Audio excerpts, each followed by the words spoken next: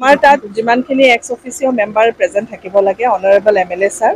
আমাৰ x অফিচিঅ' members হৈছে আমাৰ GP প্ৰেচিডেণ্টসকল অল প্ৰেজেণ্ট আছে আমাৰ তাত কোনো বাহিৰা মানুহ নাই তেওঁ মানে ষ্টেয়াৰ কেছত কোনোবা যদি আছে সেইটোতো আমাৰ লুকআউট নহয় বাট আমাৰ যোনটো হলৰ ভিতৰত যোনটো আমাৰ ৰেষ্ট্ৰিক্টেড এৰিয়াৰ ভিতৰত 0.1%ও কোনো বাহিৰা মানুহ নাই আদাৰ দেন এই দুগৰাকী প্ৰেচিডেণ্টৰ সৰু মানে বিল' 5 yearsৰ কেঁচুৱা দুটা তাৰ বাহিৰে বাহিৰা মানুহ এটাও আমাৰ কেম্পাছত আমাৰ ৰেষ্ট্ৰিক্টেড এৰিয়াৰ ভিতৰত নাই কোনোবা যদি ষ্টেয়াৰ কেছত কোনোবা বহি আছে মোৰ অফিচৰ